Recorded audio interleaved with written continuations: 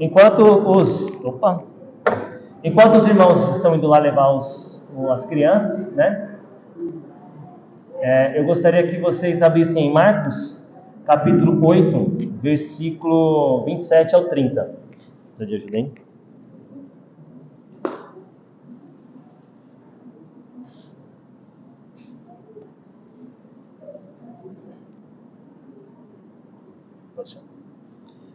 A leitura do texto de Marcos capítulo 8, do 27 ao 30, diz assim: E saiu Jesus e os seus discípulos para as aldeias de Cesareia de Filipe.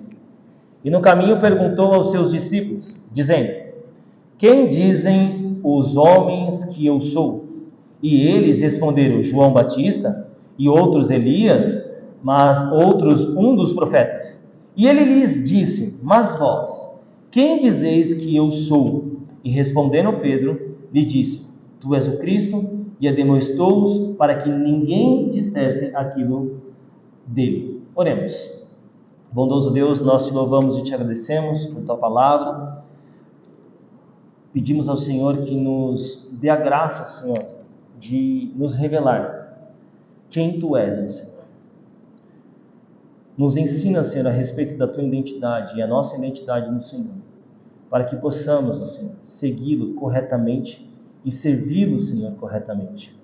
Nos dê graça nessa exposição e nos caminhe para a tua glória. Em nome de Jesus. Amém. Meus irmãos, podem se assentar, tomem os seus assentos. Irmãos, nós vivemos uma sociedade com uma dificuldade enorme sobre a identidade. Nós temos padecido no século 21, ainda mais nos últimos 5 anos, e vivemos um dilema a respeito da identidade das pessoas, né?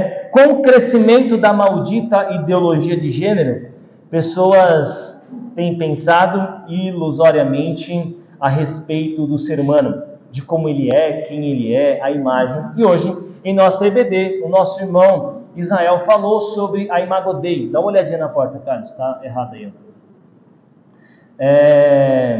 Então, nós temos essa dificuldade hoje, no século 21, a respeito da identidade. Se você for perguntar para alguém quem é um homem ou quem é uma mulher, você pode definir um homem, você pode definir uma mulher como uma juíza, que ela foi indicada por John Biden para ser juíza dos Estados Unidos. Ela se recusou a definir o que era uma mulher.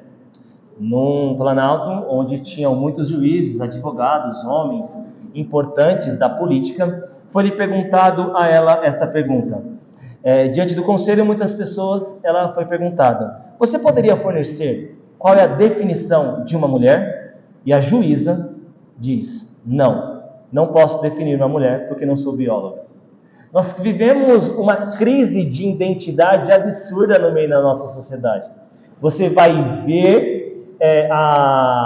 no Instagram pessoas que agora querem ser cachorros, pessoas que querem ser porcos, pessoas que querem ser ovelhas e pessoas que andam de 4 apoios latindo. Não sei se vocês viram isso, 2 mulheres numa coleira, uma latindo para a outra. A crise de identidade em nossa geração, em nosso tempo, é muito forte. Você vai fazer um BO, um boletim de ocorrência, e antigamente você colocaria masculino ou feminino. Hoje existem vários tipos, ou você não quer se identificar. Então hoje o politicamente correto, ele vai falar assim: você tem que perguntar para a pessoa como que ela quer que você se expressa a ela, né? Ela vai falar assim: eu gostaria de ser chamado de mexerica. Então todos nós devemos chamar a pessoa de mexerica. Se nós não chamarmos a pessoa de mexerica, ela vai se sentir atingida e mal. Uma crise na identidade absurdamente é o que estamos vivendo hoje no século 21. Irmãos, nessa perca da identidade do ser humano, muitos cristãos também têm surfado nessa perca da identidade de quem nós somos em Deus. Quem você é em Deus. O que Deus fez na sua vida. E o que você representa diante dessa identidade? Muitos cristãos não vão conseguir saber falar sobre a sua identidade. E embora, meus irmãos, o que acontece? Se nós vivemos um século onde há uma crise em nossa identidade, e também dentro da igreja a identidade em Cristo Jesus, imagine a identidade do próprio Deus. Imagina se o ser humano ele tem uma identidade, uma crise na identidade dele. Ele vai ter qual identidade do Senhor? Como que ele vai entender? Quem é o Senhor para ela? Quem é Cristo para ela? Quem é a pessoa, o Deus da Bíblia dela? Quem é esse Deus que se manifesta na Bíblia? Então, nós estamos num redemoinho de falsas identidades, de mentiras e de pessoas que não sabem mais compreender o certo e o errado. E nesse texto que eu li para vocês, Jesus ele está indo a Cesareia de Filipe, junto com os seus discípulos. E você vai ver que a partir de agora começa um novo discipulado com os apóstolos. Um discipulado que eu chamo um discipulado mais profundo, onde ele vai falar sobre a paixão da cruz, ele vai falar sobre o sofrimento, sobre a dor, ele vai falar sobre o que o Cristo vai sofrer através da sua obra do Calvário. Então começa um novo discipulado com ele. Cesareia de Filipe é uma aldeia de gentios. Ele não está ali passando num lugar onde tem o povo de Deus, mas ele está num lugar onde se manifesta gentios, com outra cultura, com paganismo, com outra idolatria, com aquilo que afronta a Deus. E ele está caminhando. Olha o que o texto diz. E saiu Jesus e os discípulos para as aldeias de Cesareia de Filipe, e no caminho. A Bíblia vai nos mostrar que os apóstolos, o povo de Deus, está no caminho e precisa de discipulado, meus irmãos. O discipulado faz parte da vida cristã. Todo cristão deve estar num discipulado. Todo cristão deve passar pelo discipulado. E discipulado não são 10 aulas, não são 18 aulas, não são 20 passos. O discipulado é a vida. O discipulado é aprender sobre a palavra de Deus e como plantar ou implantar essa palavra de Deus em nossas vidas, em nosso trabalho, em nossas atividades, em nossa família, na igreja, em nossos estudos. Então Jesus ele está indo a Cesareia de Filipe, no caminho com os seus apóstolos, e ele faz uma pergunta intrigante no versículo 27, acompanhe comigo, que diz assim: quem os outros dizem quem eu sou? Primeiro Jesus ele quer saber quem o mundo, quem são as outras pessoas estão dizendo quem ele é. E para os rabinos e mestres desse tempo não é comum ele fazer esse tipo de pergunta. Porém Jesus deseja saber quem o povo diz que ele é. Jesus aqui não está com uma crise de identidade dizendo, olha só, Miqueias, quem que as pessoas dizem que é o seu pastor? Olha, Igor, o que as pessoas estão falando de mim aí por fora? Você pode me relatar, porque eu estou com receio? Será que eles estão aceitando a pregação? Será que eu estou vindo de uma maneira certa? Não, Jesus não tem crise de identidade. Mas ele quer perguntar e falar assim, o que as pessoas dizem que eu sou? Quem eles estão achando que eu sou? E a resposta parece que aparentemente é boa. Nada vai se comparar quem realmente Cristo é. Eles dizem assim, no versículo 28. E os discípulos responderam. Uns diziam que é João Batista, outros dizem que é Elias, e outros ainda dizem que é algum profeta. Primeiro, dizem que é João Batista. Ora, você gostaria de ser comparado com João Batista? Quem não gostaria de ser comparado com João Batista, né? Ele é aquele que era visto como um profeta de Deus, e foi o último profeta de Deus. O Senhor tinha ficado em silêncio 400 anos. E aí vem João Batista, agora batizando nas águas, o batismo de arrependimento. Ele era visto como um homem de Deus. Herodes tem medo de João Batista. O povo vai se arrependendo dos seus pecados e olha, ele é aquele que prepara o caminho. Quem não gostaria aqui, meus irmãos, de ser chamado como um profeta de Deus, como um homem de Deus, como um enviado de Deus, que batiza para arrependimento e é aquele que fala sem temor nenhum: bando de víboras, suas cobras, arrependa dos seus pecados. Herodes, a mulher que você está é fruto do pecado, se arrependa. Meus irmãos, imagina só, quem não queria ter a autoridade e a força de João Batista, não é? Porém, João Batista sabia quem ele era mesmo.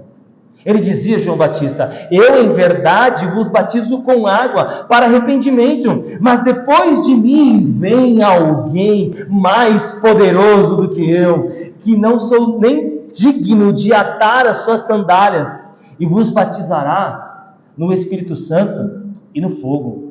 João Batista sabia realmente quem ele era e sabia quem viria. João Batista sabia que ele não era o Messias, mas ele era aquele que clama no deserto. João Batista sabia que ele não era o último, mas era o penúltimo. João Batista sabia literalmente quem era, mas alguns olhavam para Jesus e falavam: esse é João Batista, talvez ressuscitado, encarnado, talvez seja um mensageiro de Deus. Mas nada se compara com Cristo. Nada se compara com o Messias. Não dá para comparar Cristo e João Batista, porque João Batista falhou e Jesus nunca falhou. Outros dizem que tu és Elias. Quem não gostaria de ser comparado com Elias? Elias é aquele grande profeta, meus irmãos, que ora para não chover e não chove. Elias é aquele que é alimentado pelos corvos, trazendo pão, trazendo carne para eles. Elias é aquele que fala assim: faz aí um altar e clama a Deus Baal e vamos ver quem vai ganhar. Elias é aquele que bota os profetas, os falsos profetas, à prova. Que não gostaria hoje, né? No meio dessa geração de profetas que profetizam e coisas não acontecem, e colocassem os 400 profetas assim, e falassem: vamos fazer o seguinte, vamos ver quem Deus vai responder. Né? Quem não queria ter essa coragem, ou talvez essa presença de Deus? Ele vai lá, coloca água e ele ainda zomba daqueles. Olha, será que Baal está dormindo? Será que Baal ele deu uma saída e ele não está escutando vocês? Clamem mais alto! E ele ali clama a Deus, o altar é consumado, ele vence os 400 homens, eles caem mortos. Elias é aquele que vê, ele pode ver a dimensão da nuvem como a forma da mão de um homem, e veio a chuva. Elias é aquele que, quando está com depressão, quando está com dificuldade nas suas emoções, ele pede até a morte, e o Senhor, a Bíblia diz que o Senhor vai até ele e prepara um pão na brasa e dá água para ele. Elias, meus irmãos, é aquele que vai pedir para o Senhor dar um sinal para ele, e o Senhor dá um sinal para ele através de uma voz mansa. Elias é aquele, meus irmãos, que tem que separar Eliseu de uma carruagem de fogo, e ele é levado ao céu ainda vivo no redemoinho. Irmãos, você queria ser comparado com Elias? É bom demais, né? Eu sou mais comparado com a mula de Balaão, ou com o próprio Balaão, do que Elias, né? Mas, mesmo assim, irmãos, nada se compara com Cristo. Nada se compara com o Messias, o Filho de Deus. Nada se compara com esse Senhor reto juiz. Mas as pessoas dizem: talvez ele seja Elias. Não, ele não é Elias. Ou nós vamos ver em Mateus, Jeremias, ou qualquer outro profeta. E profeta, meus irmãos, era alguém que era de Deus. Profeta é alguém que, quando as pessoas viam o profeta chegar, eles falavam: ai meu Deus, o profeta veio aqui. Era assim, meus irmãos. Quando um profeta no Velho Testamento ia visitar alguém, ou era bênção ou era maldição. Logo eles ficavam tremendo de medo quando o profeta iria visitar. E quando eu falava assim, Deus me falou, aí era... Não os profetas de hoje, que diz que Deus falou e tudo mais, e as coisas não acontecem. Mas aquele tempo, meus irmãos, ser comparado com um profeta de Deus, seria muito bom para nós. Mas nada se compara com o Cristo, o Senhor Jesus. Assim que o mundo vê, assim que o restante do mundo vê Jesus. Mas Jesus, ele não quer ficar na primeira pergunta. Olha comigo no texto. Ele quer ir para a segunda pergunta. Então Jesus, no versículo 29, perguntou: e vocês, quem dizem que eu sou? Olha só, ele não está com crise de identidade ainda. Ele não está com crise de identidade. Mas ele quer saber dos discípulos. Tá bom, eu sei como o mundo já está me vendo. Eu já sei como eles estão falando sobre mim. Mas e vocês que estão no caminho comigo? Quem vocês dizem que eu sou? Quem vocês falam que eu sou? Para muitos, meus irmãos, ou para o mundo, Jesus é um cara legal. Mas o que atrapalha são os seus seguidores, diz uma atriz da Rede Globo. Para outros, Jesus é da hora, chato é a igreja, diz outro da mídia social. Jesus, para alguns e para aquela época, poderia ser um líder político que ia trazer renovação para a cidade, renovação, aquele que acabaria com Roma, aquele que traria renovação para o nosso país. Para outros, Jesus no mundo foi o grande psicólogo, ou o maior psicólogo de todos os tempos. Provavelmente você já viu essa capa desse livro. Jesus, para alguns, foi o grande revolucionário e que amava os pobres. Jesus, já viu essa frase? O Jesus que eu conheço, ou o meu Jesus, já viu essa frase? Quando a pessoa fala assim, o meu Jesus, ela está criando um Deus que não é o Deus da Bíblia. Então, para alguns ele é aquele revolucionário que ama os pobres, é aquele que vai se atentar com as pessoas, que querem que divide tudo um para os outros, talvez um Deus meio que comunista, né? Aquele Deus que quer repartir tudo igualzinho um para cada um e que ninguém passe nenhum tipo de necessidade, que ninguém tem nenhum tipo de problema. Ora, que isso não é verdade, porque no mundo tereis aflições. Então, para alguns, ou para o Islã, Jesus foi um grande profeta. Vai falar com um muçulmano, ele vai falar assim, olha, que Deus o tenha. Grande Jesus. Porque eles acreditam que foi um grande profeta, um ensinador muito bom, mas não é Deus, não é o soberano. Para os testemunhos de Jeová, Jesus não é Deus, ele é um ser criado menor. E para outras religiões, ele é um conselheiro, ele é um bom moralista, ele traz uma moral boa para a sociedade. Para muitas religiões, ele é falso profeta, ou apenas um líder religioso. O mundo vê como um líder moral, com uma ética boa, alguém a ser seguido. Alguns dizem que até os seus conselhos e as suas palavras podem ser seguidas, mas não acreditam que Jesus é o caminho para a salvação.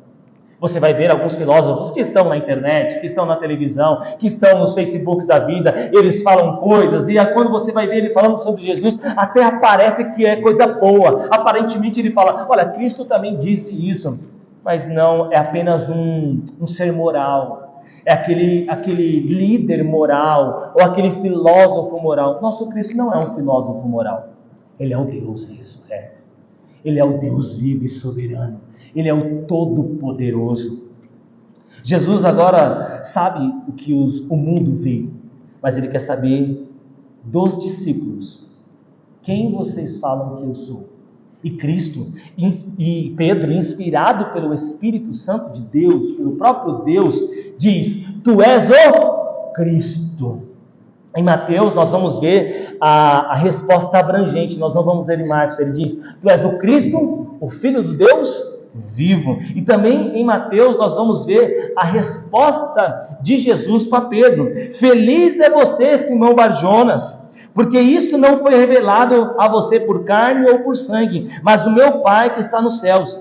Eu digo que você é Pedro, e sobre essa pedra edificarei a minha igreja, e as portas do inferno ou do Hades não prevalecerão sobre ela. Não, o inferno, o Hades, a morte não pode prevalecer sobre a igreja. Mas a ênfase de Marcos não foi a resposta de Cristo. E é interessante a gente entender o porquê que Marcos não traz essa resposta que Mateus traz, que foi revelação de Deus. Porque Marcos quer ensinar a sua plateia, aqueles que vão ler o seu evangelho, que a palavra de Deus, ela caminha junto com o Espírito.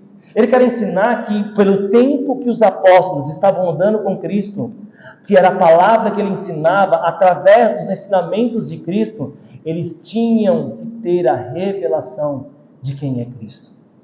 Meus irmãos, a palavra de Deus, ela anda junto com o Espírito de Deus. E o Espírito de Deus anda junto com a palavra de Deus. Não tem como você tirar isso. Eu sei, meus irmãos, que muitas pessoas podem até conhecer a Bíblia, mas eles precisam conhecer não só de ler, mas de viver. E essa vida vai ser juntamente com a revelação do Espírito. Senão ele vira apenas um livro normal, apenas palavras ditas de um líder político ou um de revolucionário da sua época. Mas Cristo, ele não é esse líder político, ele não é esse revolucionário, ele é o Deus ressurreto, ele é o soberano. Lembra-se que o Evangelho de Marcos, ele foi escrito pela mão de Marcos através das pregações e do ensino de Pedro. Fique com essa informação, porque tanto essa que foi uma boa para Pedro, Pedro talvez ele está falando assim, ó, escreve aí, Marcos, que o Senhor me revelou.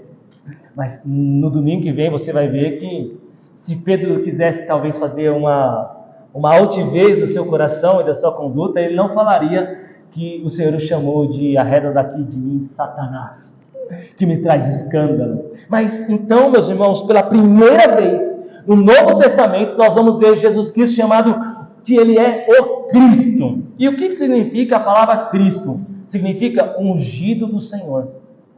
Isso significa a palavra Cristo. E desde o Velho Testamento era esperado Cristo. Nós vamos ver, meus irmãos, desde o Éden, a geração está clamando, está gemendo pela manifestação do Filho de Deus, aquele que esmagaria a cabeça da serpente, aquele que venceria o mal, o pecado. Quem é? O Filho de Deus, o Cristo, o ungido do Senhor. Nós vamos ver no Velho Testamento essa característica do ungido do Senhor pelos sacerdotes, que eles eram ungidos do Senhor, com óleo mesmo.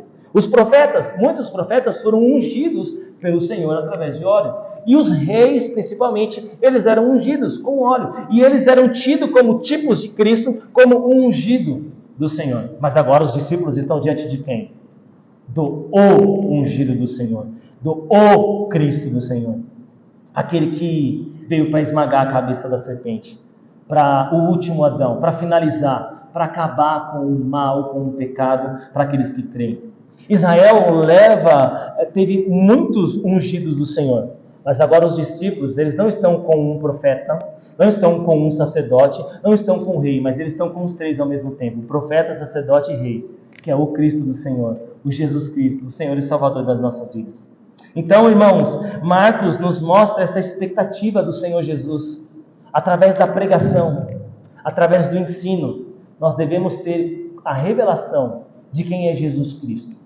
De quem é o Senhor para as nossas vidas.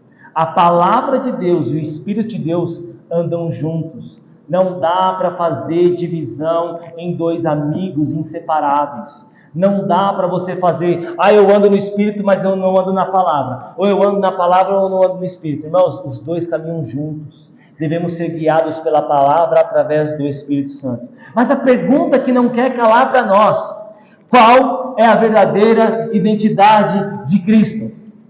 Se alguém lhe parasse no metrô, se alguém lhe parasse hoje, quando você estivesse voltando para casa, alguém que vai pedir alguma coisa no farol para você e perguntasse: amigo, quem é Cristo para você? Qual seria a sua resposta? Qual seria a nossa resposta diante de tudo isso? Irmãos, Cristo é o Cordeiro de Deus. Cristo é a água viva.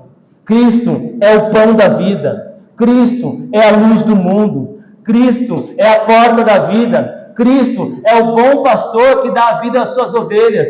Cristo é o grande profeta. Cristo é o ungido de Deus. Cristo é o Rei dos Reis, o Senhor dos Senhores, a ressurreição e a vida, o caminho, a verdade e a vida, a videira verdadeira, o grande eu sou, o noivo que é santo e o noivo que é puro. Esse é o Cristo, o Filho do Deus vivo, santo, poderoso, aquele que é advogado fiel nas nossas vidas. Temos plenitude nesse Cristo, aquele que tem boa notícia, aquele que tem esperança para o perdido, aquele que dá força ao fraco, pão para o faminto, aquele que sacia a sede dos sedentos, aquele que muda as vidas individuais, que muda casamento, que muda pessoas, que muda lugares, que muda cidades, muda a igreja, muda quem vai até Ele. O Cristo, o Filho, o mais desejado e honrado por sua igreja. Por isso, meus irmãos, aqueles que foram renovados, salvos, eleitos, justificados, devemos honrá-lo e servi-lo e adorá-lo em espírito e em verdade.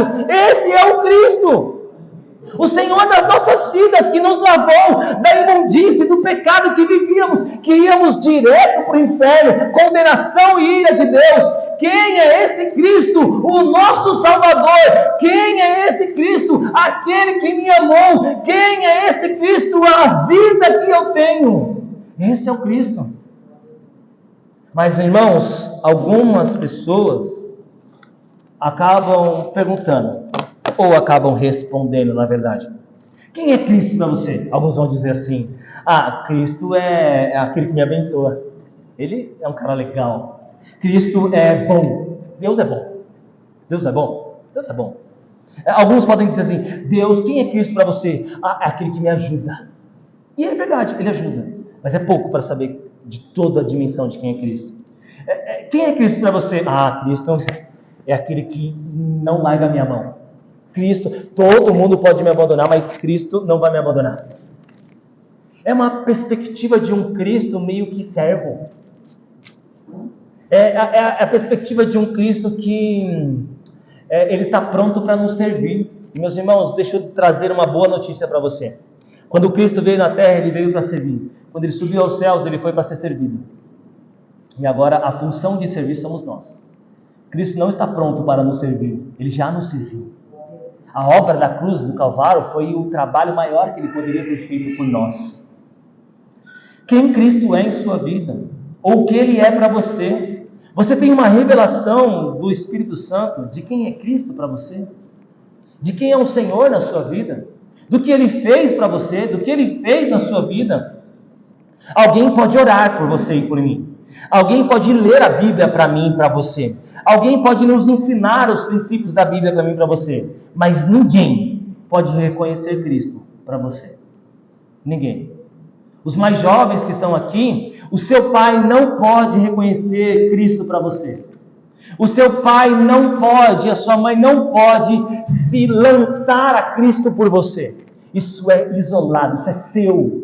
Cada um que está aqui, sendo mais jovem ou sendo mais velho, nós devemos nos lançar a esse Cristo, ao ungido de Deus. Você pode ter 15, você pode ter 80 anos. Você, eu ou alguma outra pessoa não pode reconhecer Cristo por você. Daí, meus irmãos, eu quero lhe dizer uma coisa. Quem é Cristo para você? O Cristo que Paulo prega? O Cristo do meu pai e da minha mãe? O Cristo da minha esposa? O Cristo do meu marido? O Cristo dos meus filhos? Então, quem é Cristo para você? Quem ele é para você? O que ele representa para você? O que ele fez na sua vida? Jovens que estão aqui, sentados e me ouvindo hoje, se amanhã os seus pais não estiverem com você, você vai servir a Jesus Cristo? Você vai se entregar e reconhecer Jesus Cristo?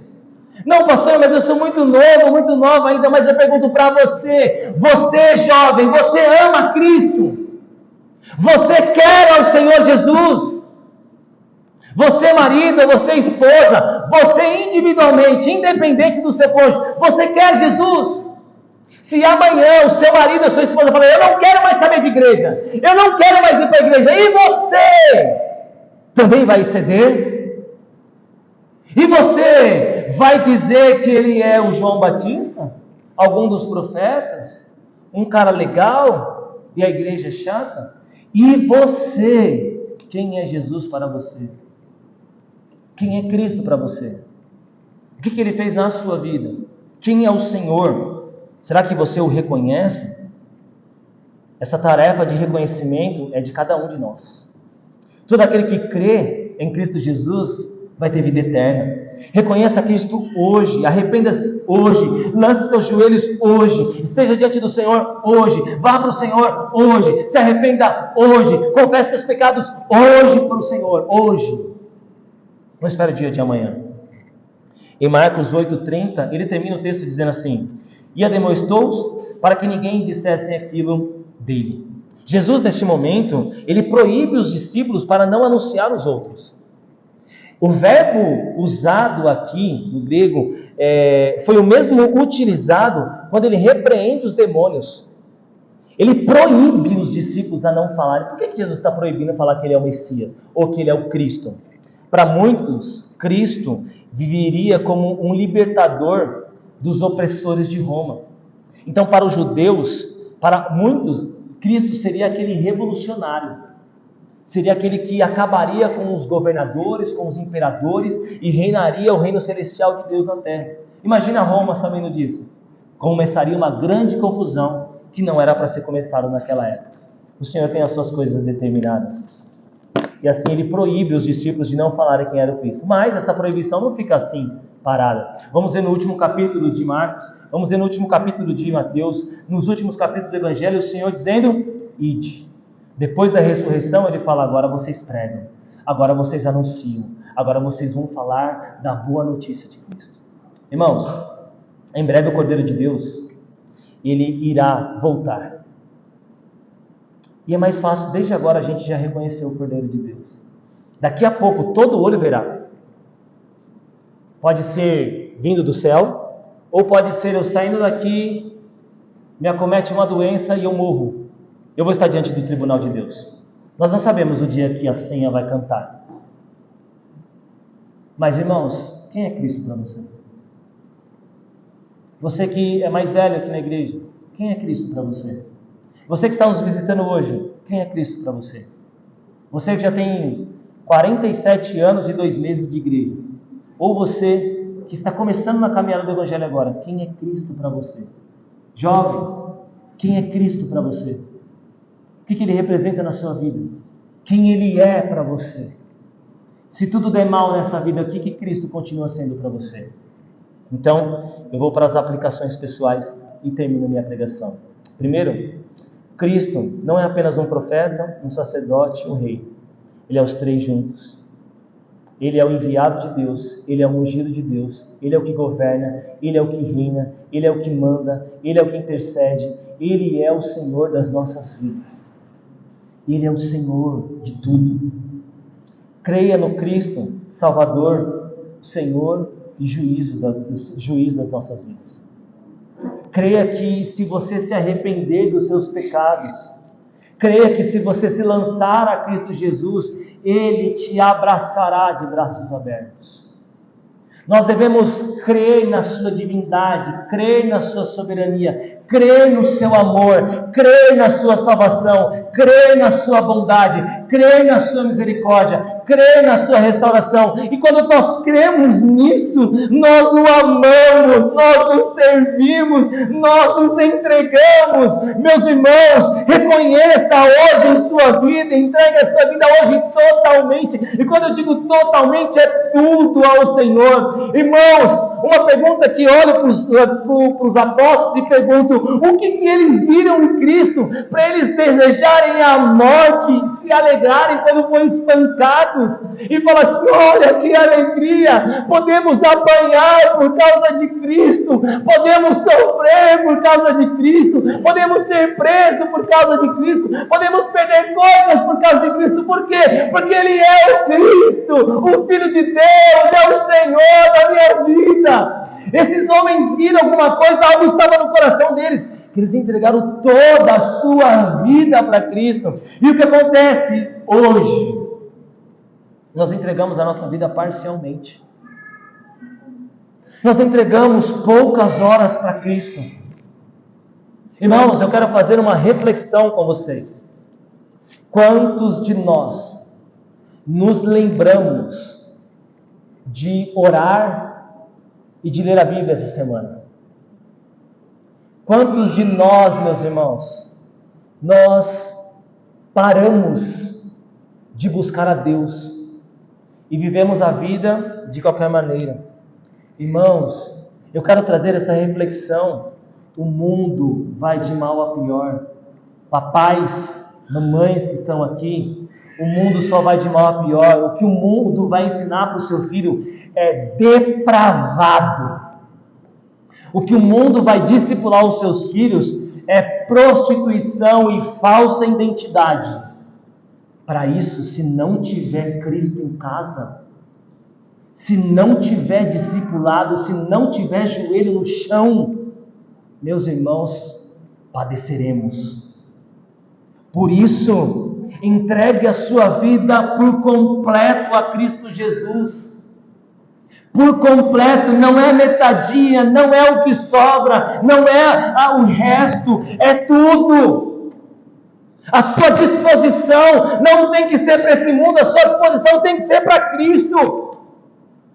a sua disposição, a tua força, a sua virilidade, homens, a tua mansidão, mulheres, a tua graça, a tua esperança, a tua alegria, não pode ser para esses séculos, para as coisas desse mundo, porque o trabalho já nos rouba muito tempo, o trabalho já nos deixa cansado demais, e quando vamos ao Cristo, é metade, é pouco, é o resto, é o que sobra.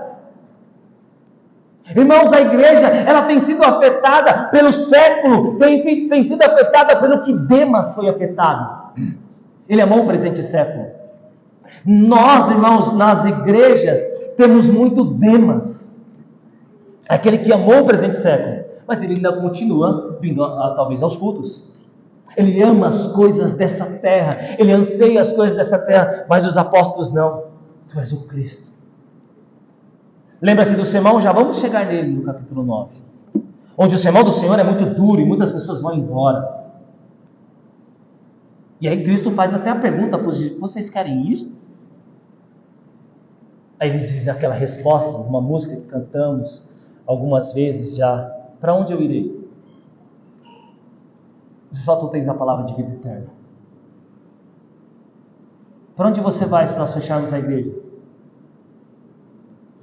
Para onde você vai se coisas derem errado? Uma coisa boa. Para onde você vai se Deus te prosperar amanhã? Se Deus te der muito dinheiro amanhã, para onde você vai? Isso tem acontecido porque as pessoas não têm reconhecido o Cristo. E diante deste Jesus que é apresentado na Bíblia, não podemos servir a Jesus com pouco ou com o nosso resto.